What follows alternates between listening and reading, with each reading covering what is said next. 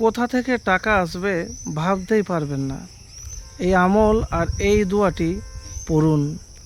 1 ঘন্টা যেতে না যেতেই আপনার কোনো না কোনো ব্যবস্থা হবে।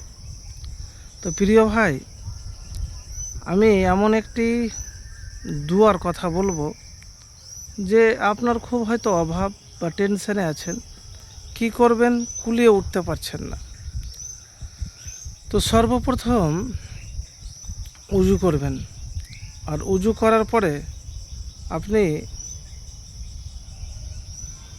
2 রাকাত নফল নামাজ পড়বেন, হাজতের নামাজ।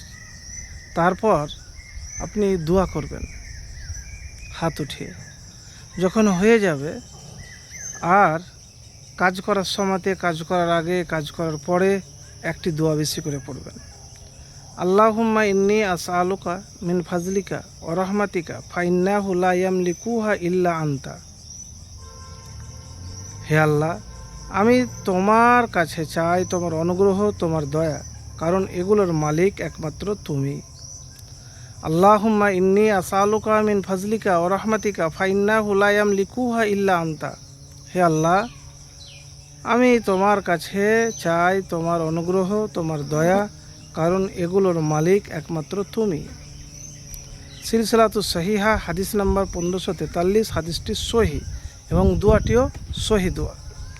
এবারে আপনি বলবেন, আমি তো অনেক দোয়া করছি, তো আমি অনেক দোয়া করার পরও কিন্তু যে আমার অবস্থান পরিবর্তন হয় না।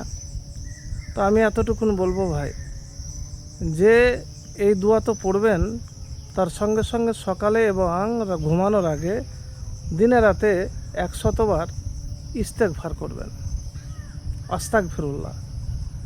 এবং হাদিসে এসেছে যে ইস্তেগফার, যে তওবা ইস্তেগফার বেশি করে, এমন জায়গা থেকে রিজিক আসে যা সে কল্পনাও করতে পারে না। প্রিয় ভাই, উদ্দেশ্য যদি নেক হয়, আবেগ দিয়ে নয়, বিবেক দিয়ে আপনাকে মেহনত পরিশ্রম তো করতেই হবে, লাগাতার চেষ্টা করতে হবে, আর দোয়াও করতে হবে, আল্লাহর প্রতি ভরসাও লাগবে। তো একবার এভাবে আমল করে দেখুন, ইনশাআল্লাহ ফলাফল পাবেন। আরেকটি কথা বলবো, যেটা জীবন ভাই, বাস্তবটাকে মেনে নিতে হবে। বাস্তবকে না মানতে পারলে কখনো আপনি সফলতা অর্জন করতে পারবেন না। তাই প্রথমে আপনাকে মুত্তাকি, আল্লাহওয়ালা, ইমানদার হতে হবে। এখানে আপনি বলবেন, আমি তো অনেক দোয়া করি, অনেক কিছু করি, কিন্তু আমি হয় না কেন? হয় না কেন নয়, কখনো পেয়েও আলহামদুলিল্লাহ, না পেয়েও আলহামদুলিল্লাহ। আল্লাহর সন্তুষ্টি, ফায়সালার ওপর আপনাকে খুশি থাকতে হবে।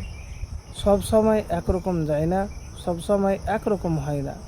কখনো না পেয়েও আল্লাহর কাছে আরও দোয়া করা বাড়িয়ে দিবেন। তো এভাবে আমল করুন, ইনশাআল্লাহ দেখবেন দ্রুত ফলাফল পাবেন।